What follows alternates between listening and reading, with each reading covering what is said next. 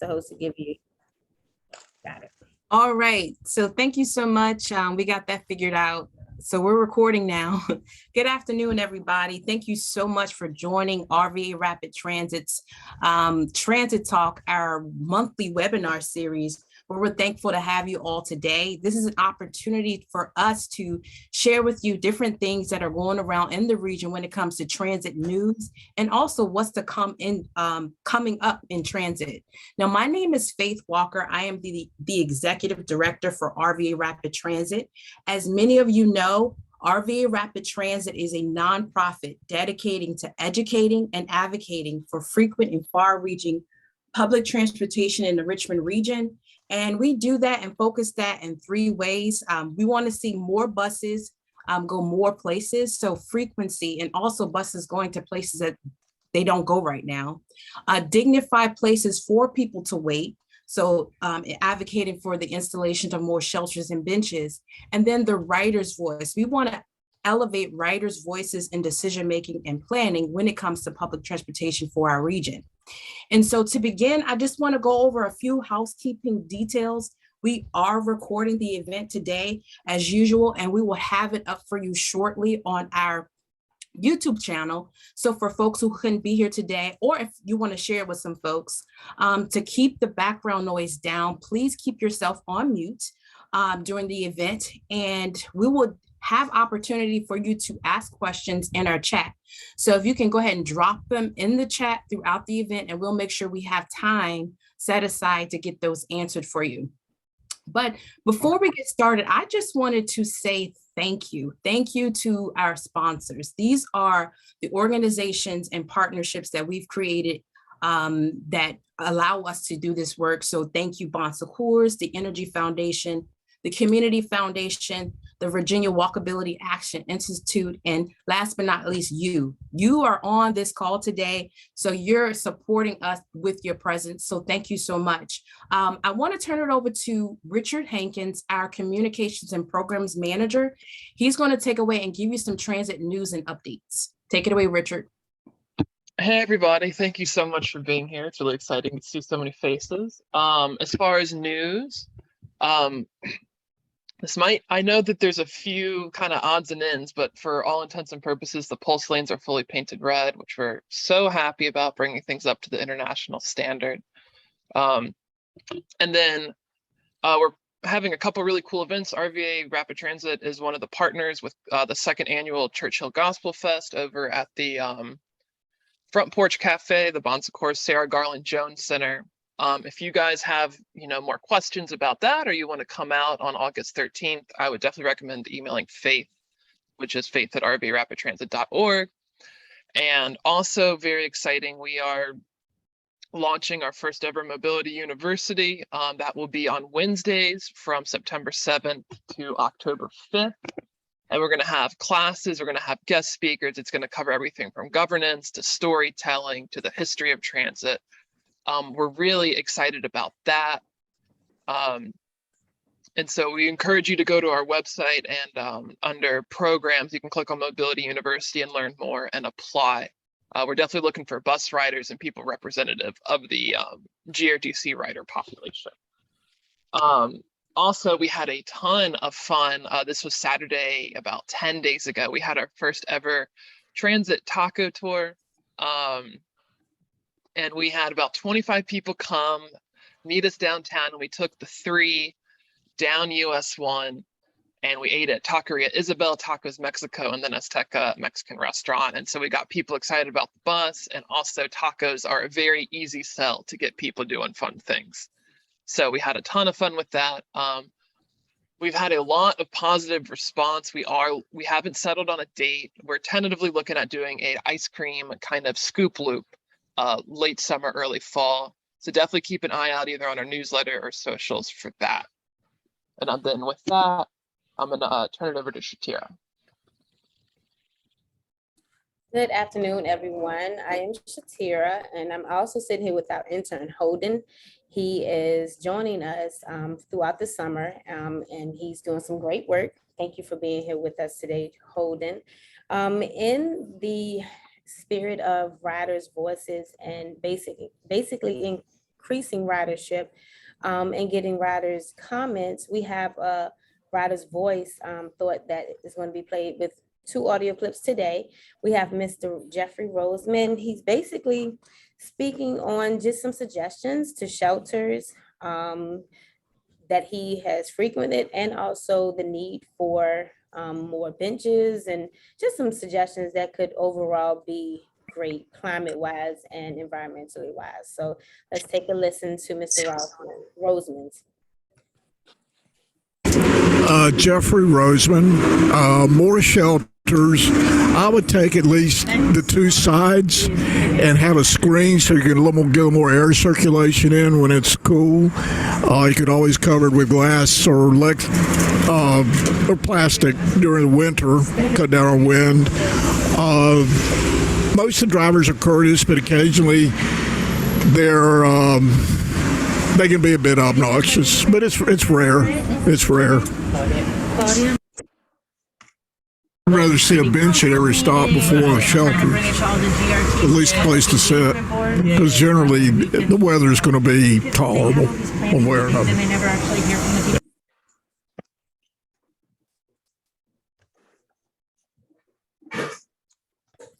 I'm sorry, still getting this mute thing together. But the last comment was basically him speaking about just some more benches in tolerable places to go with the weather and just comfort. So with that being said, thank you all for your time. And I turn it right back over to you, Faith. All right, thank you so much, Shatira. So what I want to do now is introduce our guest speakers. We're so excited with definitely the partnership we've been able to build with GRTC moving forward. Raquel Aguirre, she is GRTC's Bus Stop Amenities Programs Manager. And as that program manager, she oversees the amenities and develops them, improvements for GRTC's 5-year essential transit infrastructure plan. And she's going to be talking about that now. We also have Sam Sink here with us today, GRTC's Director of Planning and Scheduling. And Sam oversees bus route planning, scheduling, and at-stop infrastructure. So definitely keep in mind any questions that you have, put them in the chat for these two. I'm going to go ahead and turn it over to Raquel. Take it away. Thank you so much. And thank you everyone for having us. Let me get my screen share set up. All right, you guys looking at, thank you so much. Okay, so I want to start off just by giving some context. I'm going to talk to you today about our 5-year Essential Transit Infrastructure Plan. Now, this is still in draft form. We will be presenting this to our Board of Directors in the August Board of Directors meeting, hopefully for official approval, at which point we can have our grand kickoff.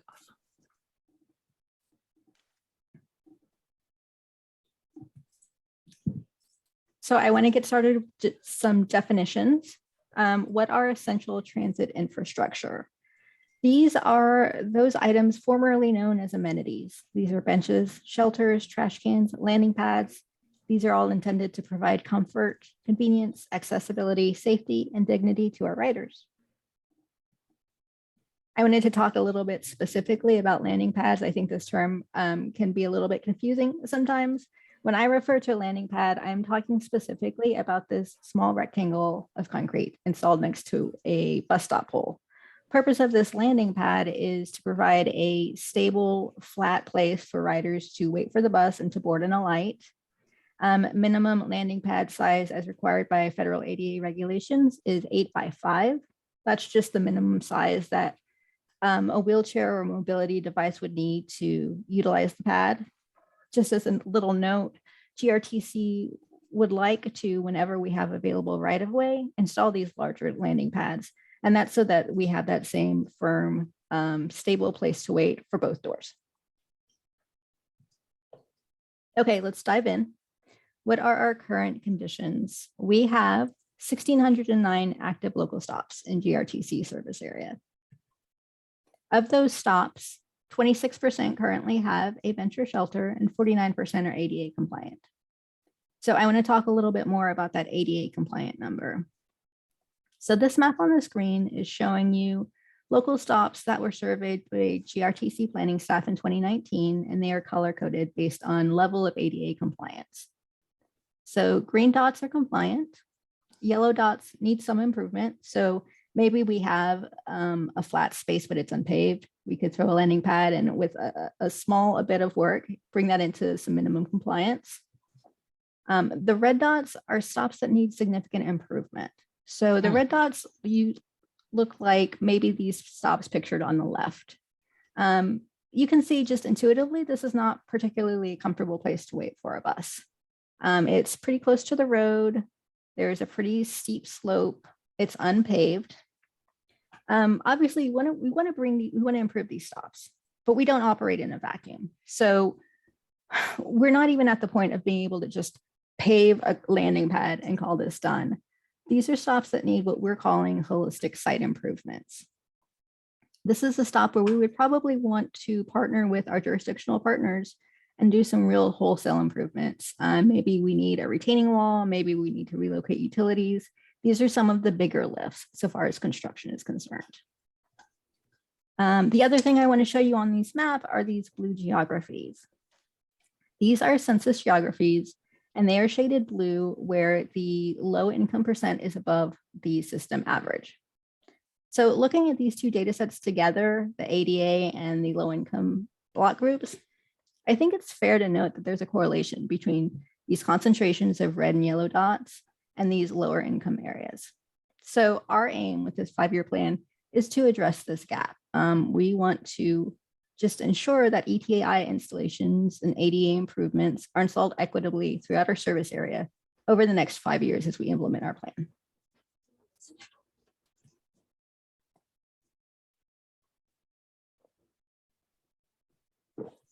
So we have two overarching goals. Firstly, we want to install a bench or a shelter at 50 to 75% of our steps over the next 5 years, of our stops over the next 5 years. Secondly, we want to improve ADA compliance at bus stops. And this is something that we will partner with our jurisdictional partners to achieve. We have developed, to reach these goals, 3 potential scenarios. We're calling them attainable, moderate, and aspirational. Attainable and moderate both have a 50% installation goal. So bench or shelter at 50% of our stops by the end of fiscal year 27. They also both include a trash can at each of those stops, all of the associated maintenance, and landing pads. The difference between those two is that attainable is just sort of the installation goals. Moderate also includes some quantity of those holistic site improvements. So really upping the quantity of ADA improvements. Our third scenario is what we're calling aspirational, and that's a big uptick in our installation goals. That's us saying that we want to install a bench or shelter at 75% of our local stops by the end of 5 years. Because we're touching so many more of our stops, this scenario necessarily includes a whole lot more of those holistic site improvements. So how do we take our first stab at site selection to reach these goals? We have refined what we're calling our essential transit infrastructure qualification rubric. So that assigns 2 scores to each stop. There is a ridership score. That's a number between 0 and 500. That just tracks exactly to our average daily boarding. So that's just a quick and easy way to see how busy each stop is. Secondly, each stop gets an equity score. So an equity score is a number between 0 and 40. Equity score points are awarded based on a number of things, including land use, route type, socioeconomic factors. So for example, if there's a stop that serves several routes and it's likely to be a transfer point, that would receive points towards your equity score. Maybe it only serves a single route, but the headway on that is extended. So if you miss your bus, you're likely to be waiting for a while. That would also give you equity score points. Also sort of land use, if the stop is located next to a school, a community center, a medical center, that also gives you equity score points. So as I said, we evaluate these 2 scores in tandem. Everything that has at least a ridership score of 50 automatically qualifies for a shelter. Anything that has a ridership score of between 20 and 49 is eligible for either a shelter or a bench based on the equity score. Now, this third tier is where we really kind of break out our situations based on the scenario. So anything that has a ridership score between 7 and 19 qualifies for a bench in our attainable and moderate scenarios. To reach those higher installation goals for our aspirational scenario, we drop that threshold to 2. So under our most aggressive installation goal, anything between 2 and 19 qualifies for a bench. So we have this new rubric. We've run every local stop through it. And we have generated this list of about 800 stops that qualify for ETI installation according to this rubric. So you can see that we have 184 stops that qualify for a shelter and 614 or 232 that qualify for a bench based on which rubric we're looking at or which scenario we're looking at. Now, that's a really large list.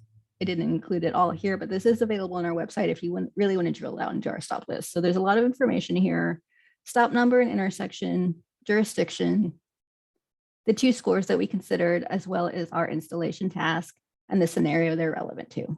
So definitely, if you're curious about your neighborhood stops and just want more information, download a copy from the website. So this is the point we're at now. Now that we have generated this list, we need to go about planning and doing further vetting. The first thing that we want to do is partner with our jurisdictional partners. We want to get sort of a read of what capital projects or construction projects are already in the works. I don't think that it's efficient or useful to reinvent the wheel and start from scratch if they already have engineers on site. What we really want to do is kind of get an idea of what's coming to be shovel ready in the next 5 years. At that point, we can hand over our clearances for shelter sizes, for bench sizes, and hopefully get those installed simultaneously. So once we develop this preliminary list of what's already possibly ongoing, we're going to move on and vet everything that's left over on that large list. So that is going to entail GRTC staff going out and performing site visits, taking measurements, eyeballing slope, making some preliminary recommendations about what's appropriate and what will fit. We will pass those preliminary recommendations over to our engineers, who will really do the deep dive into what is possible and available, and they will also refine funds. So this vetting process will probably take the remainder of the fiscal year for us to make our way through that entire big list. Simultaneous to all of that, we will continue to apply for grant funding. I'm going to give you a little bit of more detail on that grant funding process in the next slide. Going into that, just be aware that we have 3 potential cost estimate scenarios to go along with our 3 installation scenarios. First disclaimer, please remember that these are really high level cost estimates. These are for planning purposes only right now. Many of the costs associated with our plans, especially the ones with this aspirational scenario that are including a lot of holistic site improvements, are going to be really site dependent. So these are costs that are going to continue to be refined as we look at the sites in more detail. So that being said, here are our numbers. We are expecting the attainable scenario to have about an $11 million budget over 5 years, the moderate to have a $14.5 million budget over 5 years, and the aspirational to have $28.6 million budget over 5 years.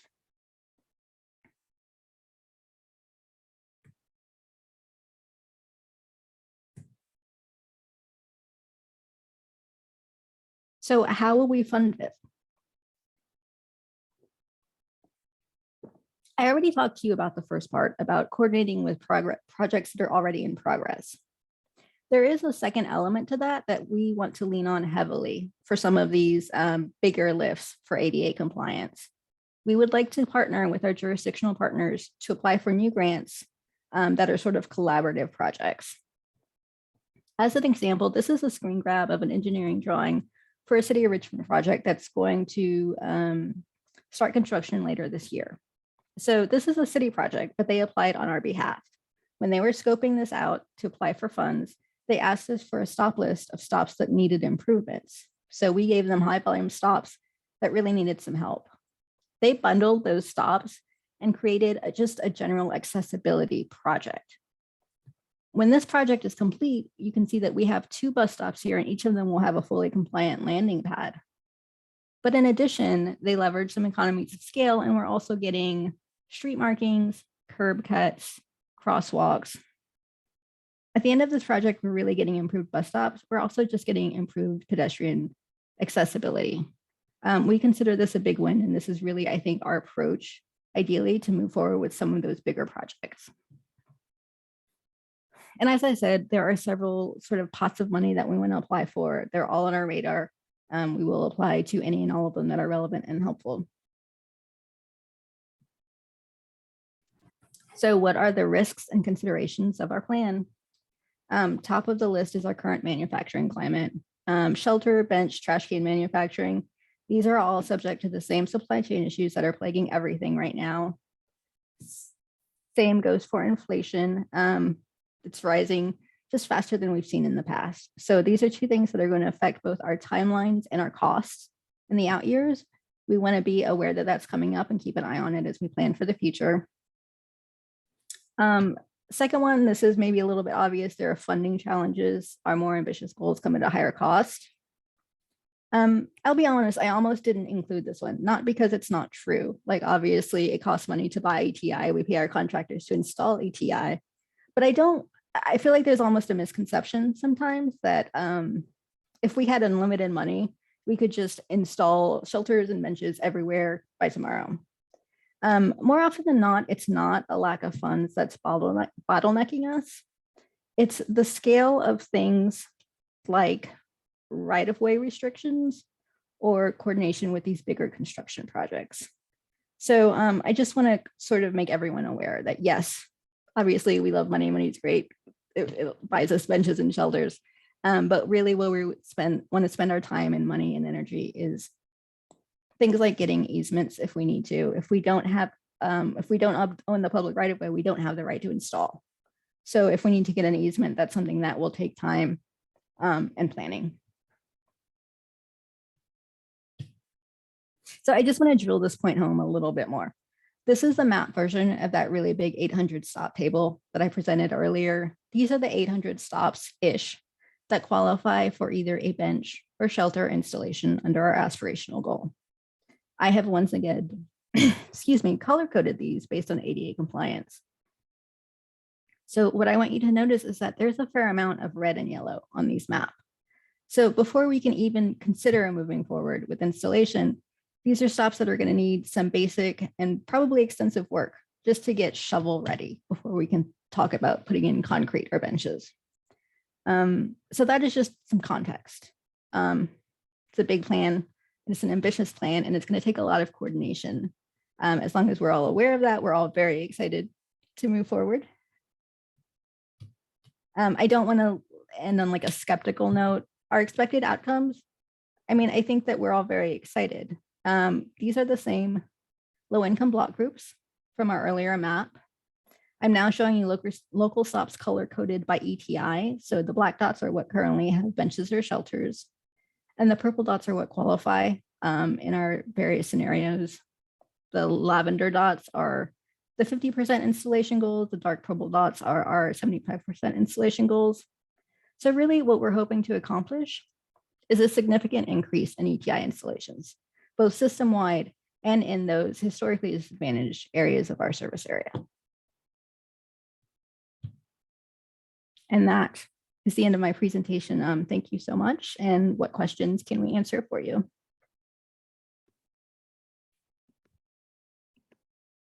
So I want to read a question that we had submitted. Is a standalone bench and a trash can without the landing pad and shelter potentially easier to install?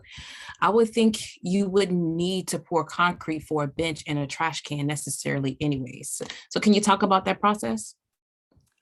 It might technically be easier, but really it is our point of view that anytime we want to install a bench or trash can, we have the directive to make that stop ADA compliant. And the stop wouldn't be ADA compliant without the concrete, without having that place to land. That's kind of the first and foremost thing that we need to improve to the bus stop.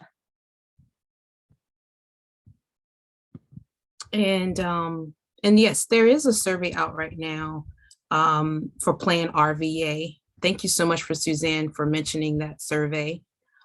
We have some also on our social media. We have a lot of jurisdictions currently doing surveys and putting input. So it's definitely important that you do that.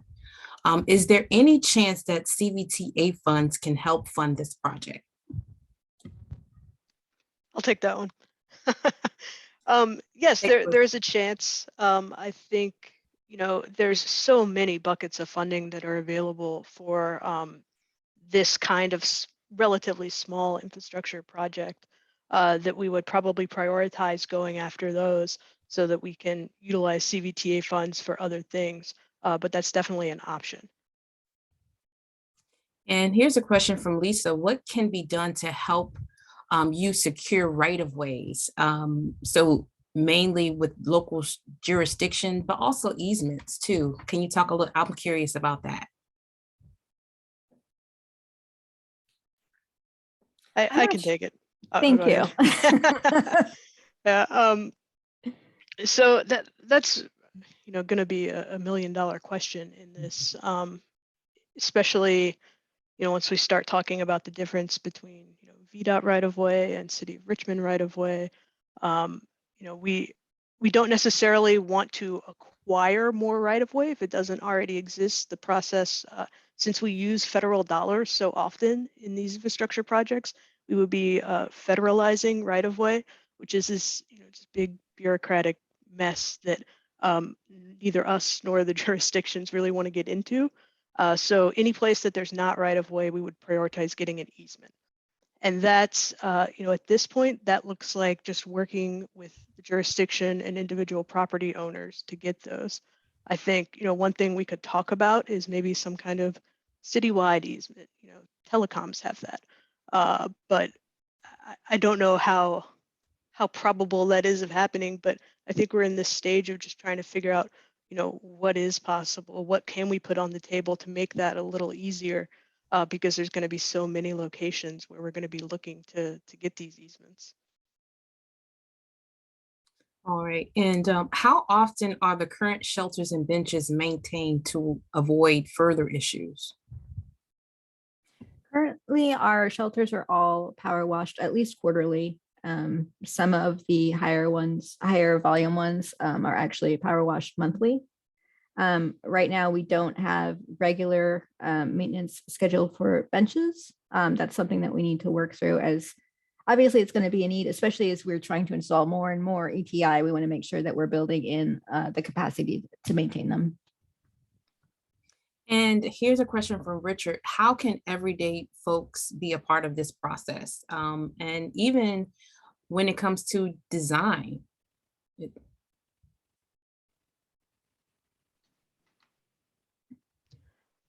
So I think the design of the shelters, we have different shelter designs that are already approved by the 3 jurisdictions we operate in. So I'm not sure how much room there is for like shelter design input.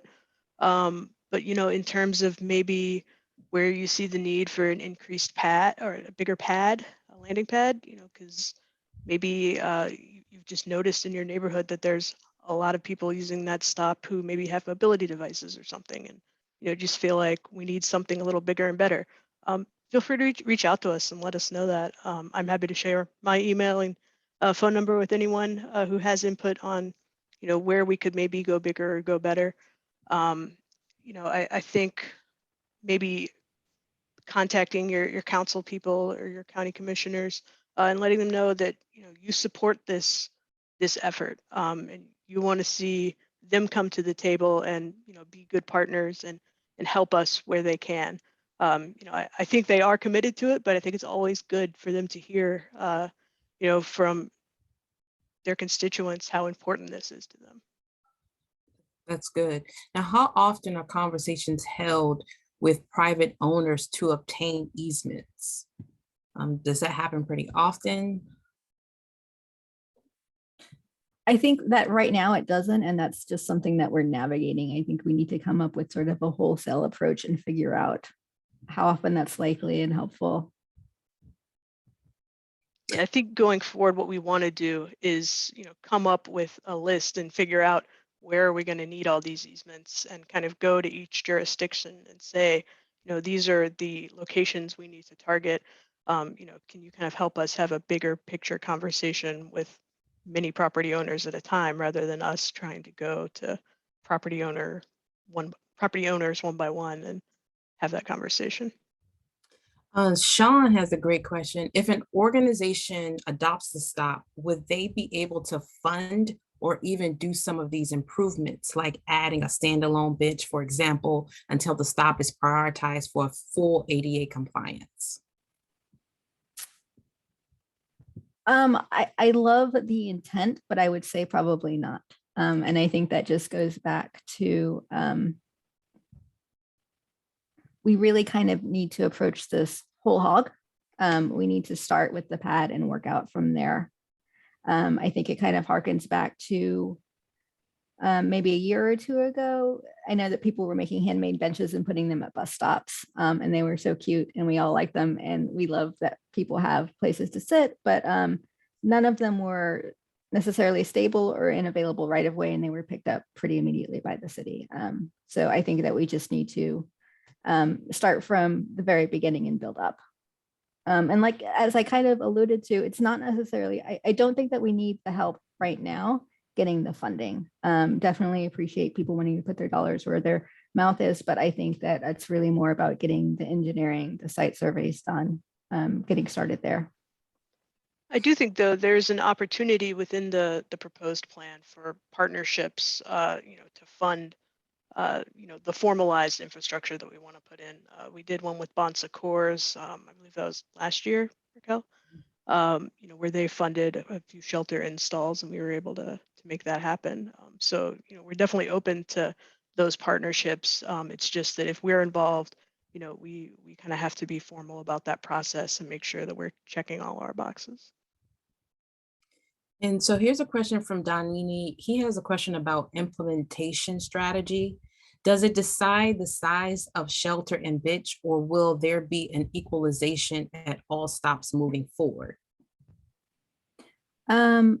So I think the question you're asking is, are we going to put the same shelter everywhere? And not necessarily. We thankfully have approved right now a shelter that is not quite modular, but it can come in different configurations. So you've probably seen around the 3rd and Marshall area, there's a shelter that has just a single black rear wall, and that's because the row was a little bit constrained. So we couldn't put up the side walls without maybe blocking access, without not letting people walk. So our preference is always to put up 3 walls because they offer more shelter from the elements. That's feedback we got about our former style of shelters, that they were too open. People were underneath and still getting rained on. So it's definitely our preference to provide as much shelter as possible. But when we don't have the room to put up 3 walls, we like these single walls or maybe partial side walls that offer more space for maneuverability. All right, and from Doug, has GRTC or DPW looked into floating bus stops? They have been used elsewhere to keep cars from parking in bus stop areas, as well as providing a place of off the sidewalk row for benches and shelters. So I've only been here 6 months, so Raquel, correct me if I'm speaking out of turn here, but I don't believe GRTC has really looked into it specifically, and I can't speak to whether DPW has or not, but I do think there's a lot of value to those, especially in locations where you've got like a bike lane or some on-street parking, and you have that opportunity to kind of bump out, or with the bike lane, to allow that bike traffic kind of separate from the bus stop, and it not you can keep them from interacting with the bus traffic as much. Those can be good things. I think we're open to a lot of different things, and if the city were to propose that and said they were interested in partnering with us to pilot something like that, I think as long as we can operate it safely, we'd love to try it. I will put a plug out for the Richmond Connects effort. I think someone in one of the questions had mentioned the survey that's out right now earlier. If you know a location like that you think that would be a good treatment, say so. Please add it to their map. It'll only help us and only help the city. Yeah, and I'd like to follow up with everyone about with those links where you can give that feedback. There's several surveys happening right now throughout our region where those jurisdictions want feedback from citizens. John, you bring up a great point about that bus stop right there. It's 50th and Broad Street, I believe that's what it is. That bus stop has had some media coverage recently, and also we've visited that bus stop and have taken pictures. So that's a huge topic. What's up with that stop? I guess he wants to know more about it. What's GRTC's plans for that specific stop? 50th and Broad. Oh, go ahead. No, I mean, I believe this is the one that's across from Willow Lawn, kind of, yeah. So we've had conversations with Henrico County. We don't have any definite plans yet, but it's definitely, we are trying really hard to find some way to improve that bus stop, or maybe there's a potential for, if we can find the right park and ride location around there, to kind of integrate the bus stop as part of that. I know the county's still interested in providing a park and ride there at the end of line for the Pulse. So it's definitely on our radar, but unfortunately we don't have anything concrete yet. Yeah, unfortunately, the row at that right of way right there is super, super constrained. This was a stop that was approved for a shelter quite a while ago, and when we did a deeper dive into the site, there's just no available space. We couldn't even fit a bench there. So it's definitely a work in progress, and it's very definitely on our radar. So Richard has a question. He saw on the Excel that there were some stops there in line for replacement shelters. What makes a shelter worth replacing over putting in a new one somewhere else? So a lot of our shelters have been here for quite a while, at which point they reach the end of their useful life. We did apply for and receive a grant that was specific for upgrading these types of shelters. So that's money that's constraining, can only be used for upgrading shelters. And that's where we're drawing that pool of money from. Great. And short answer is ridership. These are, for the most part, really, really high ridership stops. A lot of them are transfer points downtown. And thank you so much, Richard, for dropping the RVA Connect survey. So please fill out that survey. This is a great opportunity where citizens can put input on where they believe shelters and benches should go. So those jurisdictions can partner with GRTC to make sure that that gets installed. So thank you. Any other questions before we move on? All right, well, I just want to say thank you so much to Sam and Raquel for that. That was very eye-opening and very informative. I also want to invite you to RVA Rapid Transit's next transit talk. It's going to be taking place August 18th, and we're continuing this conversation about shelters and benches, but we're also talking about climate. Y'all, it's hot. It's real hot outside. And as you can imagine, shelters and benches offer so much relief to transit riders, but also to the general public. So by installing shelters and benches around our region, we're creating cool zones. And so we're going to have Dr. Jeremy Hoffman from the Science Museum of Virginia. He's going to be talking about bus shelters and climate change. This summer, we've been actually taking photos, thermal photos of some of the stops in the region. And we're comparing of how certain stops have shelter or don't have shelter, and what the temperatures are at these bus stops, the temperature of the actual bench, the temperature of the actual shelter, but also when there's a tree covering or a tree not. And so he's going to be sharing with us those photos and having a conversation about how critical transportation is to our climate change and what we can do about it. So please join us. That you're at the end of this transit talk, you should be able to register for that, and please share that.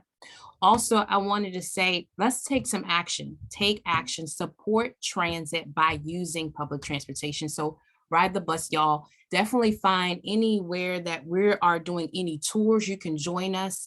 This is a great way for you to learn how to use public transportation if you're unsure about it. But we'll love to have you on our tours. So definitely be looking out for things like that. Also, adopt a stop. Right now, there is not a lot of dedicated funds to clean shelters and benches around our communities. And so we're empowering people, youth groups, organizations to clean them. And so you can reach out or visit our website for more information about that, and also encourage your organization. So just like Sam mentioned, Bon Secours invested $250,000 for shelters and benches for their community. But definitely get involved of spreading the word of how important these are to our different jurisdictions and leaders. Share your story. So thank you, Shatira, for sharing the story from Mr. Roseman. We want to hear more stories. So you can visit our website or call that number 804-286-0007. And you can share an impactful story of how a shelter and bench helped you, or gave you some coverage during a hot day like today. And then also donate. Your support helps RVA Rapid Transit educate and advocate for more frequent and far-reaching public transportation for our region. So please support us by visiting our website and doing so. So thank you so much. Sam dropped her information in there, so you can reach out to sam.sink@ridegrtc.com if you have more questions about today's information. And we will be posting this recording on our YouTube page. So you'll have an opportunity to share it and also listen to it again if you like to. So thank you so much for joining us for Transit Talk. We'll see you next time. Have a good one. Thank you, Sam and Raquel. Thank you for having us. Yes, thank you.